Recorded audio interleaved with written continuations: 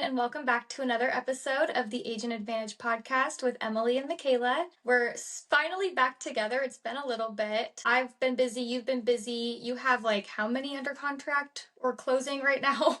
Well, I did have a few closed, but I think I have 10 under contract right now. 10? Yeah. Yeah, that's insane. Plus working all your leads, plus coordinating closings, all of that, plus running a team, being a mom. You have a wedding coming up in 90 days or something crazy like that. You have a lot going on. So we've been missing each other on schedules, but we're finally back together today.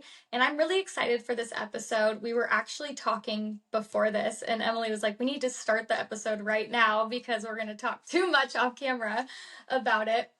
But today we're going to talk about spotting red flags when you're touring a home with your buyers. So again, I'm just going to put a little disclaimer before we start this episode, because we were also talking about this before we started, is that this is state by state, and you have to make sure that you're following your state laws or your local laws or whatever when it comes to, what was the thing that you said, Emily, for Alabama?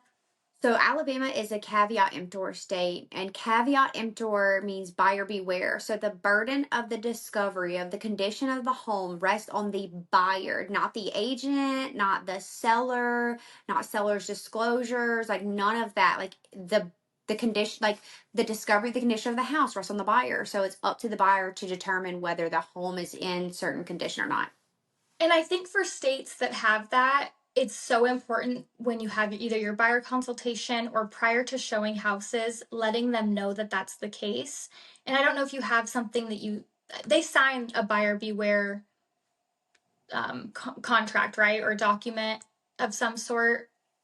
I don't remember. It's been a while since I practiced down there. There is nothing that they sign that I can recall where it actually says that we're a buyer beware state. They do sign the real estate agency disclosure form, which is a national thing. Mm-hmm. And then they do sign a buyer's disclosure. And I believe that the wording is in that buyer's disclosure. It's 3 pages long, stating that you understand the condition of the house. It's your responsibility to get the home inspected and so on and so forth. Yeah, and so just between our states, that varies quite a bit. But as a rule of thumb for every podcast episode, to give a disclaimer, is always talk to your broker or talk to your legal team, whoever is in your area. Make sure that you're doing what's best for you, your business, and follows all of the guidelines for that.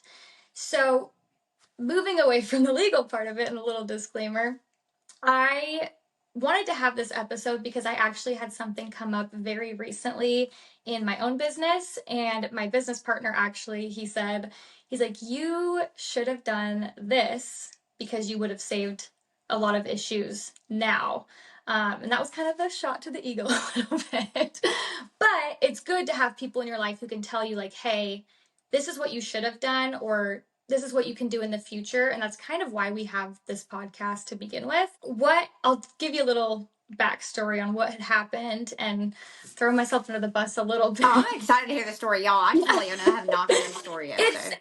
It's kind of on the listing agent too, but there's stuff that I could have done and we would have never had these issues, but I digress. So I had some investors. They were looking for a home for their sons, and they were looking just near the university we have here in town in a certain price range. Really kind people. They found this home. They jumped on it. We toured it a couple times. It's an older home. I think it was built in 1910 or something. And so I had prepped them beforehand. I just said, hey, with any home that's over 100 years old or close to 100 years old, you're going to have a lot that comes up on the inspection. I just want to prep you for that. What we're looking for is going to be the safety issues, structural issues, electrical issues, and plumbing issues. All of the really big things, cosmetic stuff, little things here and there. We kind of expected that they would have to do some work on it. It was kind of a fixer-upper situation.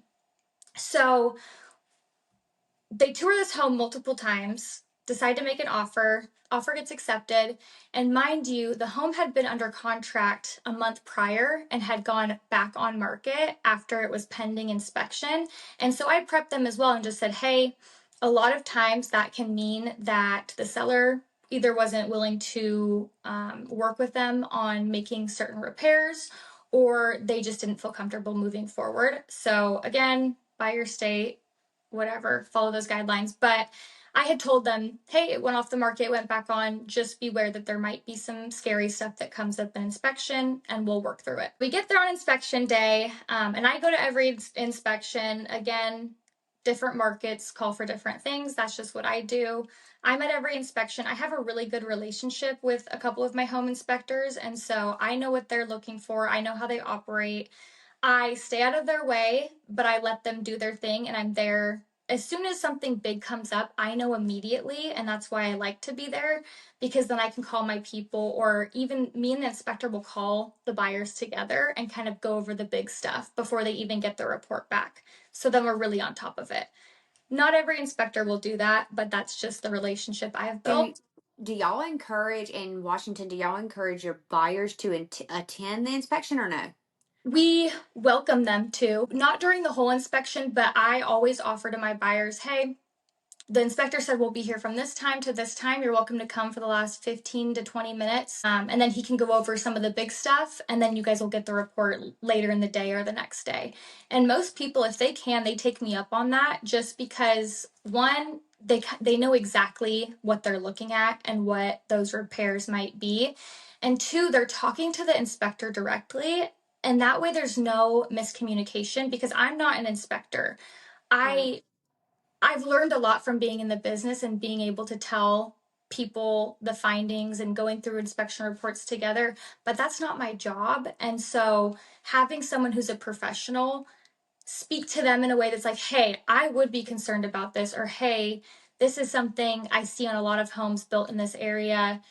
People do X, Y, and Z, and it seems to work out good for them, and that's on them. Then I don't take over that liability of saying this, and this is wrong, and this is what I would do. It kind of puts it on someone else who has that knowledge. So, anyways, we get to the inspection. It's just me and the inspector at this point, and we get in the house. Everything's going great. He goes to turn on the water, and there's no water. And so, and mind you, the owners live, I believe they're like out of state, like on the East Coast. Older owners, they're not dealing with anything. So I text the agent and I'm like, hey, is the water supposed to be turned off? And she responded, oh no, like it shouldn't be. That's really weird. And I'm like, wait, what? And she was an agent and she lived 2 hours away. So she couldn't like come over and help with anything. So it's kind of like on my own. And is that common in your area because you guys are so spread out?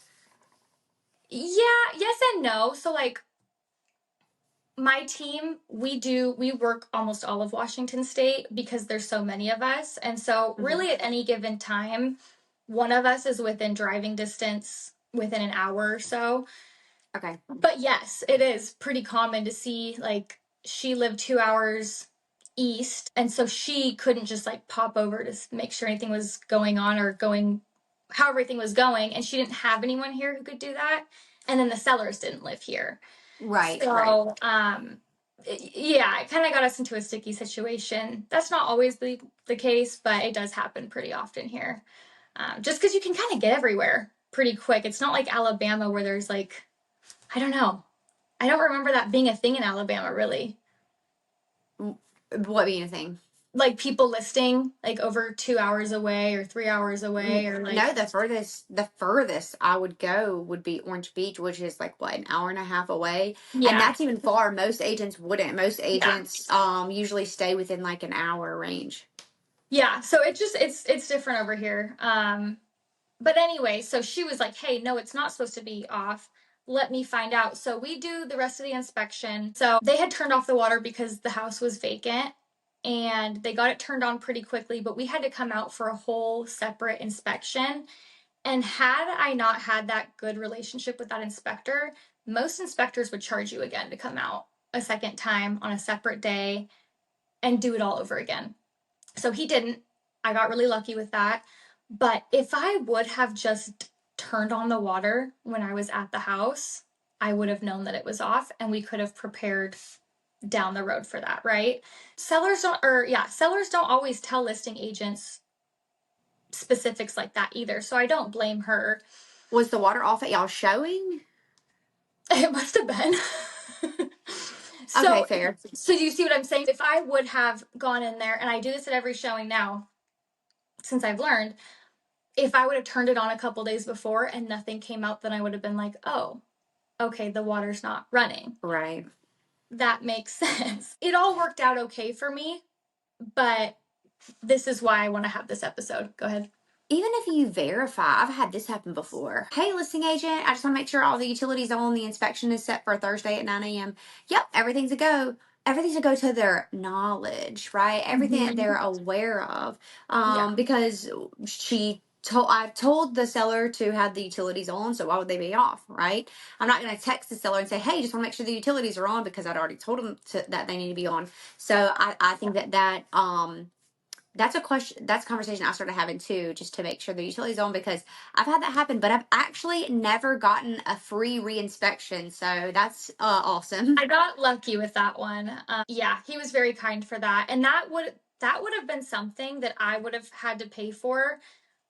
And that's just how I operate. I mean, a lot of agents would have told their buyers they had to pay for it again, but that wasn't my buyer's fault. Right, If he was going to charge another $500 to come out, you best believe I'm paying that because I don't want my buyers to blame me for something that I could have avoided. Is that roundabout what y'all's home inspections are? Yeah, anywhere from 450 to 650, I would say. I don't see much higher than that, but that's also a very general square footage bedroom bathroom count. I think if you're looking at like a luxury home or a bigger listing, it might be a little bit more. And then our appraisals are anywhere from 500 to 1,000. Okay, I was just asking because I know your price point's a lot higher, so I didn't know Yeah. if your inspectors Is charge that more. same for you guys? That's pretty similar, right? I feel like ours start at 375 to 400 these days. When I first got in the business in 2016, they started at $250. So, inflation hit a little bit. All going up. Um, Yeah. yeah. That's just one example of something that, I could have avoided had I just checked. That just made me start thinking of, okay, well, what other things am I missing when I'm doing showings? What other things? And maybe it's not even something that you tell your buyers necessarily. Maybe these are things that you have in the back of your mind that you're looking at during showings and making a list of that you can bring up to the listing agent and just say, hey, when we were at the house, I saw that there was a water spot on the ceiling in the living room. Do you know what that's from? Because that could potentially be a leak of some sort or whatever. That's why I wanted to do this episode, so we could kind of have a list going of different things we look at and then kind of build off of that down the road. And especially if you're a new agent and you're like, I have no idea what I'm doing during these showings. I'm just trying to make sure I know what the taxes are every year. Like I don't know what to look for. And also a lot of buyers will ask you like, hey, what should we look for? And again, be very careful with that because it's not your job and you can fall into some liability with giving people advice in that way. But the way I do it is I go into a house and if they point things out, I say, oh, that could be this. But if you are interested in moving forward, that's always something that we'll go through on an inspection to give you peace of mind. Is that all making sense? No, that's making sense. I mean, they're gonna ask your opinion. Like, I had a question like that today at a showing. What do you think that is on the ceiling? And honestly, I think it ended up being slime. It was in a kid's bedroom. But the roof was 13 years old, and I did not think it was the roof. It didn't look like a roof leak. I did make my best guess. Like, honestly, like even Yeah. if anyone looked at it, you could tell that it's slime. But I told them, I said, I think it's possibly like slime or something that a kid threw on the ceiling. But Yeah. if you want, I'll go ahead and ask the seller. So they're going to ask you your opinion. You can give it to them, but tell them like you're going to ask to find out, because you're not going to just assume. Like, you should never say, Yeah. oh, yeah, that looks like this, and then just move forward. 100%. And I'm glad you said that because it should be pretty obvious that you don't do that. But again, if you're new, you might not know that, or if you don't have enough experience, you might not catch on to different things like that. I'm glad that you brought that up. I kind of just want to go through like general things that I look for when I get to a house, and then you can just bounce off if you have anything additional or anything to add to that. The first thing is obviously when you get to a house, looking at the exterior, especially, and this should be the same kind of across the board, across the country, but if your people are FHA, if they're VA, those guidelines for appraisals and for work orders, they're a lot stricter than like a conventional or a cash out, obviously. I always look for chipped paint, broken windows, stuff that I know is going to be called out on a work order for an appraisal. Rotted wood. And so I immediately am just looking at the exterior of the home. If it's the first house we're seeing, I like to get there at least 10 minutes early and maybe not go in, but if it looks like no one's home, I like to just go over the outside of it, walk around the house, just kind of get yourself familiar with the condition and things that you could potentially run into that might be issues for you. So, yeah, the chip paint, rotted wood, broken windows. And then this is I don't know if this is something that you really see, but we have a lot of snow where we're at. And so anything sloped into the house towards the foundation, if there's nothing that slopes outwards, a lot of times when snow melts, it goes into either the foundation or the crawl space, stuff like that. And we see a lot of rotted wood kind of on the bottom of the foundation or the crawl space or whatever. So I always look for that just to say, okay, if there's a heavy rain, could there potentially be any leaks that come through? That's just stuff that I think about off the get. Roof condition, like you mentioned. Go ahead. I was gonna say we don't have a lot of snow, but we do have a lot of rain. It's the same thing when the snow Yeah, melts, it's what water. So it's just gravity, right? right. We have a lot of erosion a lot Yeah. of times because the rain that we get is so heavy for such a long period of time that the rain will dig into the ground, right? And then just erode it. So I mean that's something to look for, I feel like. Yeah. And just like, And does the house have gutters? Does the house have I don't know, gutter spouts where it pushes the water out again so it's not mhm. coming directly into the house or just falling right down the house? I look at the roof condition. Again, we're not professional roofers or contractors, but just seeing, does it look like it's an older roof? Does it look like it's newer? And because, and again, why we're looking at this stuff is because a new roof is tens of thousands of dollars. Your people might not be able to afford that, or that's something that you want them to be able to expect down the road. Because I would hate for someone that I show a house to say, hey, we're a year in and we have to replace this roof and I had no idea. Like at least just prepping them for something like, hey, this roof is about 25 years old according to the listing or according to the listing agent. Just keep that in mind. This might be something you have to repair in the next 10 years. I have a question. Do you see people ever waiving inspection contingencies or no? Um, yeah. Yeah, we have. Really? Especially up here where you get people in the city who are moving, even in the city especially, but even outside of the city. We have a lot of people from Seattle who will move 2 hours away and commute because the traffic is so bad that it's almost quicker to just drive over a mountain pass versus sitting in traffic for 2 hours. So you have these people with a lot of money and they can pay appraisal gaps, they can pay for different things. And so if there's an inspection, something's wrong, they can just pay cash for it after they own the home. If they're in a multiple offer So you're situation. still okay, so I did see some inspection contingencies waived whenever we had Mhm. multiple offers. Very rarely though. I think I've closed 2 deals out of my 9 years in real estate where they didn't get a home inspection. And I highly encourage it just because Alabama is a buyer beware Yes. state. Mhm. I was just like highly, highly encouraging it. And I think Mhm. we even have a document that says that they declined an inspection. That way they can't Yes. say that way the liability is not on us We as their realtor. always have them, we always give them the option. I always write it into an offer unless they are adamant about it because at least they have that week. The 7 to 10 days is pretty typical here.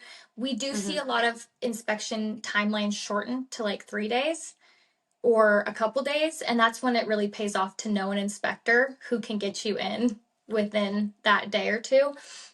But we do see a lot of shortened inspection contingency periods. In the last couple years, I think that that's gone away just with how the market has shifted and more inventory and more time for people to kind of weigh their options. I did Right. have one person waive an inspection on, they were owner financing. It was a brand new manufactured home.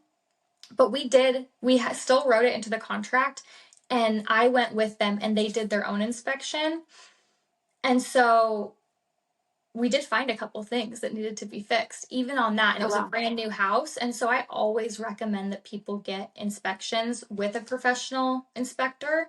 But it is nice if they don't want to do that or can't afford to do that for some reason, or whatever the situation might be, that you can look for these things beforehand. Again, liability. I don't want to get you in trouble. But these are just things I look for. Windows and doors, too, are another big one, especially because we get snow here. You want to make sure that everything's sealing properly, especially like front doors, back doors, things that can carry a big draft. And that's pretty common around here where doors aren't sealed properly or windows aren't sealed properly. And that can be an issue down the road, too, with the efficiency of their heating and cooling system and all of that stuff. That's stuff I like to look for, at least exterior wise. Do you have anything to add to that, Em? No, I would agree. I was talking about the erosion. That's something that we look for. Our doors kind of expand because so they may let pull whenever Mm-hmm. you're or get stuck, I would say, whenever you're opening it because we have such high heat and humidity down here. So the doors kind of swell and then they kind of shrink in the winter. I know it sounds We do, crazy, no, we but get that here too. We don't have as much humidity at all oh, here, but okay, we okay. do So you have know what I'm that. talking about. Mm-hmm. Yeah, we do have some drafts. We Laminate. don't have as we don't have as many houses that are on a crawl space.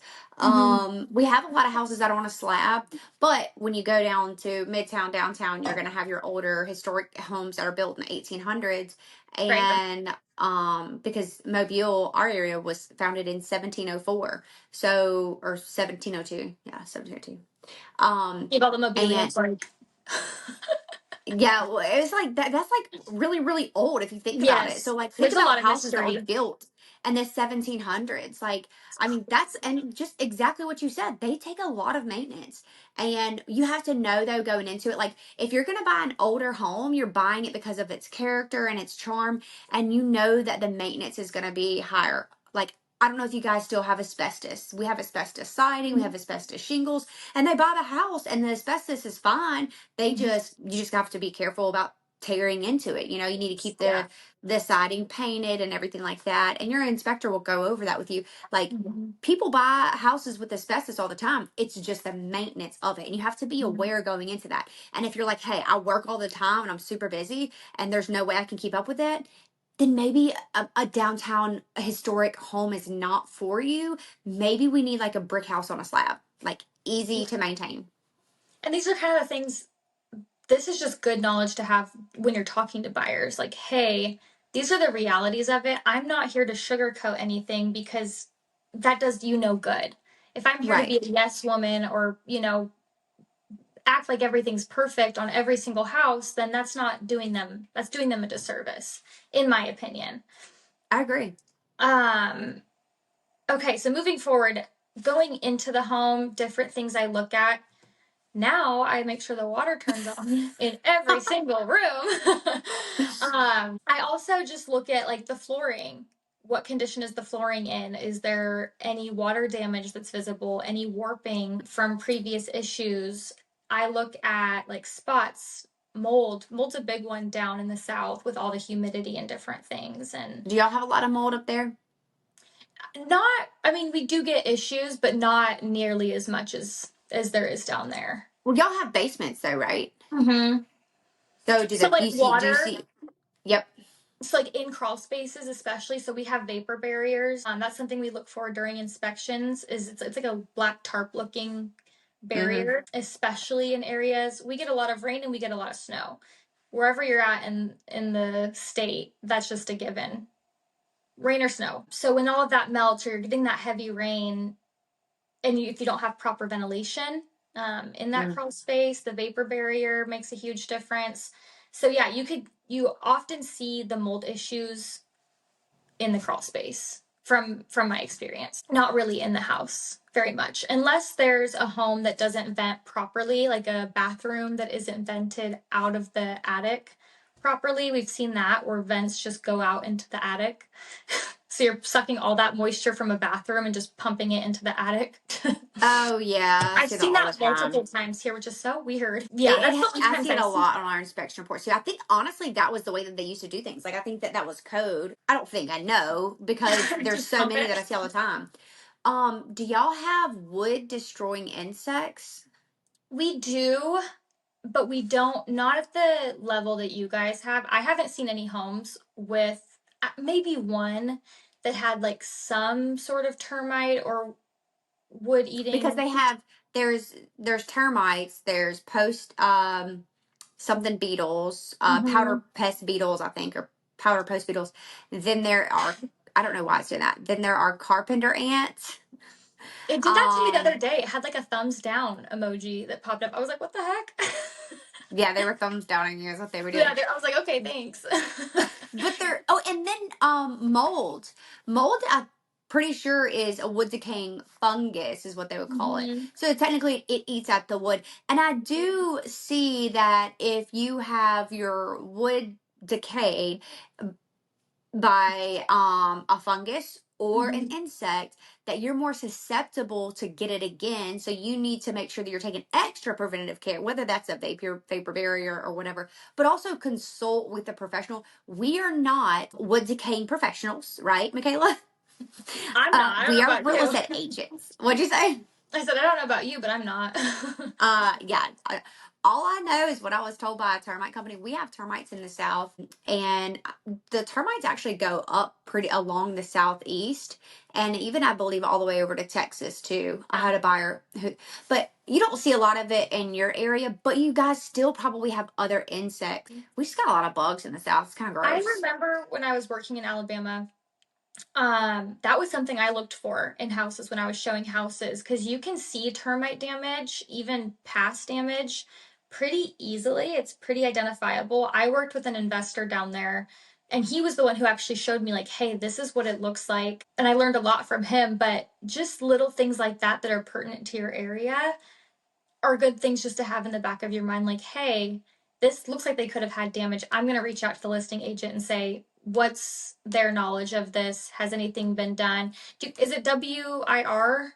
Is that? Yeah, a wood infestation report. Yeah, You so remember? I'm trying. I don't know why I don't remember as much as I feel like I should because I did it full time down there. But You do remember. You just haven't really thought about it a lot, just yeah, because our states are really different. they are really different, like almost polar opposites if you think about it. Hmm. So like trying to remember all of the nuances for each area. But stuff like that, if you know, whatever your area is known for, we have like flood insurance. So I always check to see if a home is in a flood zone. That's important for you guys as well with insurance Hmm. purposes. We have the mountain here. So there's, if you're like in the valley in Western Washington and a mountain erupts, it comes down to the, Erupts. yeah, it's an active volcano. It hasn't erupted. I really hope What? it hasn't erupted, but it's they say it could happen any day, which is crazy.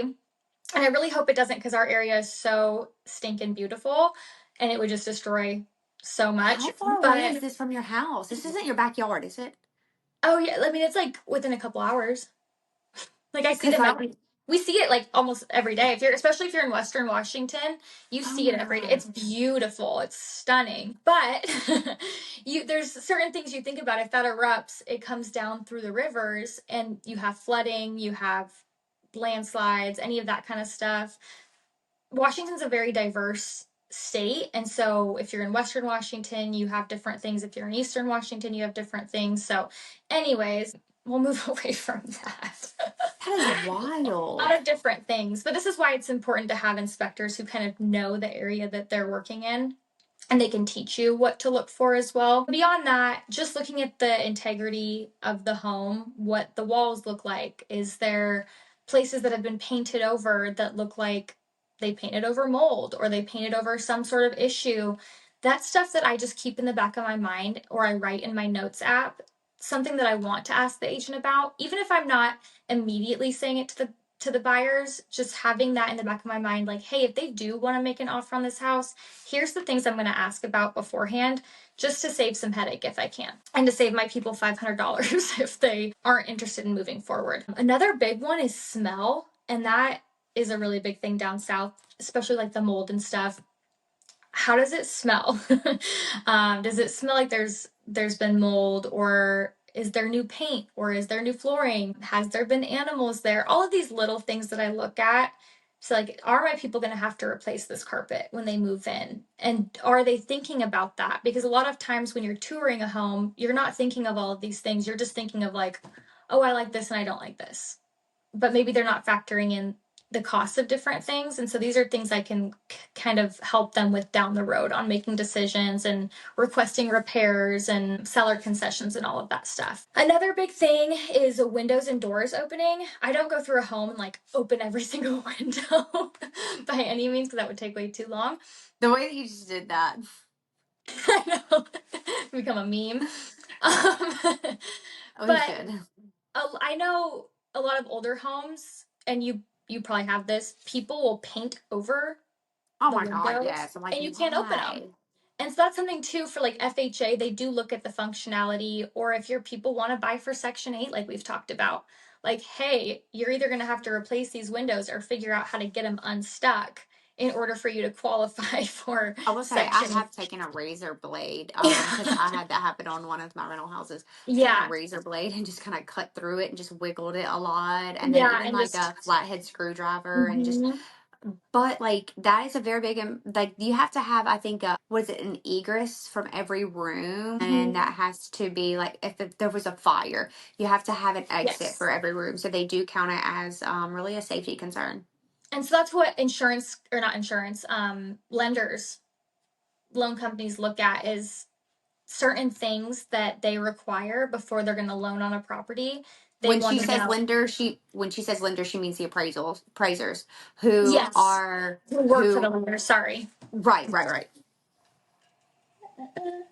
She said she'll take a sip of her water right now. I'll take a sip of my water right now and we'll keep going. And then doors, opening and closing doors. This is something I do in most showings, especially if they're interested in making an offer. If we go out there a second time, this is something that came up with that new build that I had where they didn't get an inspection, but I went through and opened and closed all the doors. And the primary bedroom, the lock wasn't lined up, Oh, so I it remember wouldn't that. Yeah, shut. yeah. And they have like 4 dogs, they have 5 kids, they need a door that shuts. I mean, you can imagine. The wife was like, oh my gosh, the dogs are going to push the door open. Like, we're not going to have any privacy. And I'm like, we'll request that. Don't worry. But that's just like little things that people get annoyed about if they move in. They're like, our door doesn't even shut. Like, that's something we have to deal with while we're moving Yeah, 5 kids and our animals and all of that. yeah. Little things. When it comes to the big stuff like plumbing, electrical, HVAC, and like the water heater, I don't do really anything with that. I'm not going into a crawl space. I'm not looking at their electrical. The most I ever do is looking at electrical panels. Does it look newer? Is it newer than like 1980s? We get a lot of like knob and tube wiring that can be an issue. Really? Mm-hmm. And that can be really expensive. Or if they want to get a permit for an addition to the house, all of that will have to be replaced. And that Like can be what? really expensive. Do you see knob and tube on like your historic old homes, or are they building them? Were they doing that like in Like, the late 90s? no, this is like early 1900s is where we see a lot of that. Okay, yeah. Same. I didn't know Yeah. if they kept doing knob and tube up there for a long time. No, I think the oldest one I saw was probably like built in the 50s that I saw knob and Okay. tube. For those of So y'all who that's, don't know what knob and tube is, y'all, it's literally like fabric around the wire, and it's just not like a safety concern, but it's like literally when. It's like when that wire gets too hot, baby, it's and gonna catch on that fire. yep. Yes. Which is Yeah. So wild to me. They put fabric around metal, like around, around yeah. electrical wire. Like, No. So that's something that my inspector, he always is looking at the age of the electrical panel and different things like that. And then when it comes to plumbing, I'll turn on the water and I'll just look at the plumbing underneath the sinks and stuff and just see if there's anything leaking that we can see immediately. Same thing with the toilets. If the toilet is consistently running, I might flush one just to see how it's doing. If it takes a long time to turn off or it's not filling up correctly, little things like that. Do you Water have a question? pressure. Didn't Yes. even think about that. Water Mm-hmm. pressure. I have had people, oh, and also I've had people who literally didn't notice this until after they moved in.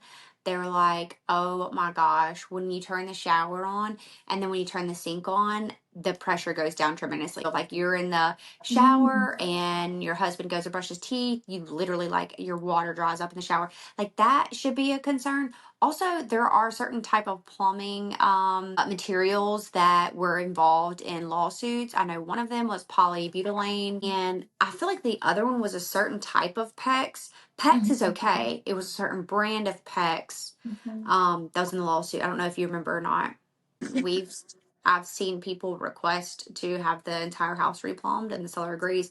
What really sucks though is whenever you do have a house that's on a slab and all the plumbing is in the slab. So like, You I have to either go mean, through the floor or jack it up or break the yeah. It's a whole process. And a lot of people don't want to do that when they're selling a home. So it's kind of like knowing these things can help counsel your people so they can make the best decision for them, whether it's to move forward, make requests, or back out completely. It's really up to them. This just kind of helps them make those decisions. You can look for the age on like the water heater. Sometimes they have it listed. I know you can use like Chat GPT and scan whatever good. slate like with the serial number, and you can ask ChatGPT like how old is this water heater or this HVAC system or this furnace. I've done that a couple times and it actually is really helpful, and your people always are like, oh my You gosh, probably that's so you probably neat. got that paid version though, huh? I do now. I don't think I did I back do then know. though. I do now because I I use have the free ChatGPT. version. I don't even know if I have the app. I just get on Google and use The it. free version would do it. Yeah, the free I version's literally great. forget about Chat GPT all of the time until you told me that you've done something really amazing on it. I'm like, okay, fine, I'll go use it. We should have an episode just on ChatGPT because it's phenomenal. I went to a whole lunch and learn about it. Maybe I'll bring him on and he can talk about it because it was There's really an good. agent in our office. You might remember her, Sean Foster. Mhm. She calls it her assistant. It is. It's When we're it really talking about is. something, she's like, let me ask my assistant what he thinks about it. Mm-hmm. Yeah, it's great. But one thing I do look, and this is probably the only thing I really do with the water heater, is just to see how many gallons it holds. Because people with larger families or more people in a house, like I've seen ones with 27-gallon water tanks, and that's pretty small compared to like 50 plus. That's something I always keep in mind. I just look at it, let them know, but really that's about it for that kind of stuff because I don't want to get too much in the weeds with it. If I see cracking or something on the walls or cracking in other places, I might mention it, just say, hey, there might have been some settling. We'll make sure the inspector really takes his time looking at the foundation, stuff like that. But plumbing, it's really just the stuff I can see. I'm not going into a crawl space or anything like that. What about you? Is Same. there anything else? Or like the attic? I'm not going into an attic either. I've actually been in an attic. I don't During a mind showing? depending on what I'm wearing. Like if I'm wearing a dress and heels, baby, I'm not climbing a ladder. Well, a lot of people But too, when you're showing their house, I don't think they're expecting you to go into the attic. So I no, would not for always the first double. showing. No, so that's something I would not probably do. That or the crawl space. But if you're if you're doing like the second or third showing, or obviously during an inspection, inspector will go up there and everything. I mean, I'm not scared to go into an attic. I mean, it's not my kind of thing, to be honest. I really haven't had to do that, thankfully. But I would, I guess, if I really needed to. But my inspector, he But snaps pictures, and I'm like, oh, that's great. rarely do I go in the attic, Yeah, though. Rarely. And it actually is usually during our first showing. yeah, really. And so if you have Yeah. someone who goes into a house and they're like, can we go look at the attic? What do you say? Go ahead, baby. We're looking at the house. Go ahead. I said, yeah, the attic. I'll point. I was like, oh, yeah, let's go see where it is. And then I'm like, oh, yeah, there it is. And I point up. And then that's kind of like my cue to them to pull the You can string pull it down. Like, down, yeah. yeah, I ain't get up in there. Yeah, okay. Um, but also I have pulled it down before and then just like folded the ladder down and then just like take a moment of silence, and Hmm. see who's gonna jump first because it ain't Emily.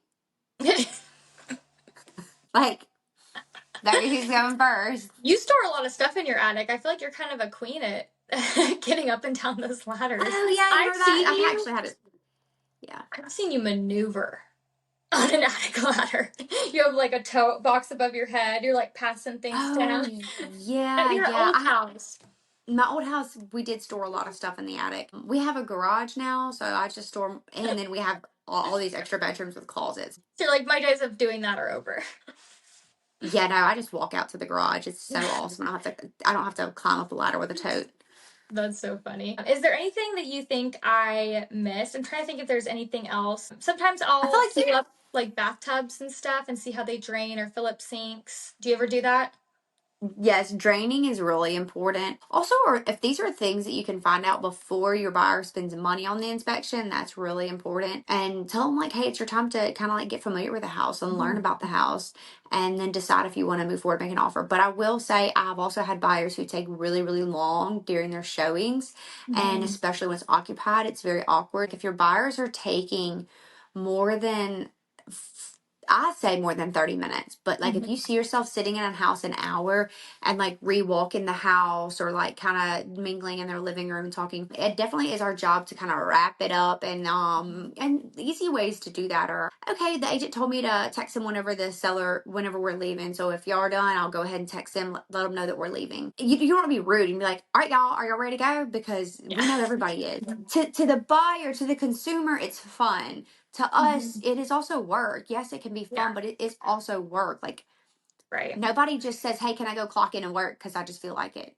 I'm excited. Right. Right. Um, Well, and I think let's too, just, yeah, and you can always say like, "Hey, if you go home and you decide that you do want to make an offer on this house, we can always come back out and do one more like brief 30-minute inspection to make sure there's nothing that's like standing out to us." Or just say like, the sellers are coming back home. I just got a text from the agent. We can reschedule a second showing at a later time if you guys are really interested. And yeah, that's a good way to get things moving too. Even if it's vacant, you can just say, hey, there's another showing right behind us. I don't want to run into them and, have you guys feel uncomfortable. So we can schedule a second showing down the road if we need to. And that also just helps them not sit on something too long and start to think about it. I know you get a lot of people who are thinkers, overthinkers. yes, but we're also in the South, so everyone talks slow and they move slow. And I'll just start walking, I'll just start turning off all the lights. Like, that is your Yeah. cue. Once I feel like I'm ready, I'm like, all right, we saw the whole house. I go turn off all the lights, and then they see me turning the lights off. And then I lock the back door, right? So now we're Mm-hmm. trying to like, and then so I come to where they are in the living room, and I might talk a little bit. And then when I see us lingering, I do exactly what you said. Like, Mm-hmm. all right, well, what we're gonna do is y'all think about it. So like, you lead the way, right? Mm-hmm. Don't cut them off and be like, all right, y'all ready to go? But like, Yeah. you just kind of gracefully guide them. Don't Yeah. boss them, guide them. Yeah. And that's another thing too. You can set those expectations in the beginning and just say, hey, we're going to look into people's homes. We have about 30 minutes to 45 minutes at the Yep, most to tour these homes. And then if there is something you want to see again, we can definitely do that. But let's see these today and then think about it and we can go from there. Always love just it. the expectations.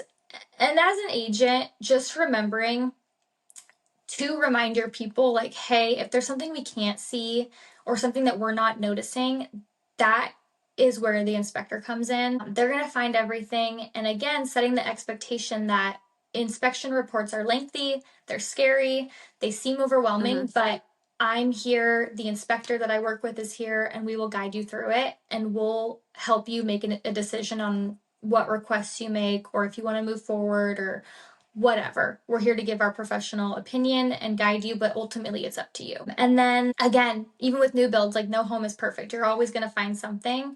It just is about finding the most important costly things and the safety things. So that's really everything. If there's anything else that you guys think of that we didn't mention, please send it to us. We're always looking to make the podcast better, to make our businesses better. I hope this was helpful for you guys, especially if you're newer and you're kind of dipping your toes in as a buyer agent and you want to feel more confident, you want to know how to serve your clients the best you can, this episode should help you get there. Thank you again for listening. We're going to wrap it up. This is probably one of our longest episodes. I think so, yeah. We hope you have a happy Monday and a productive week. We will see you next week. And in the meantime, you can follow us on Instagram at the Agent Advantage Podcast. And that's it. We'll see you next week. Bye, guys. Have a good week. Bye.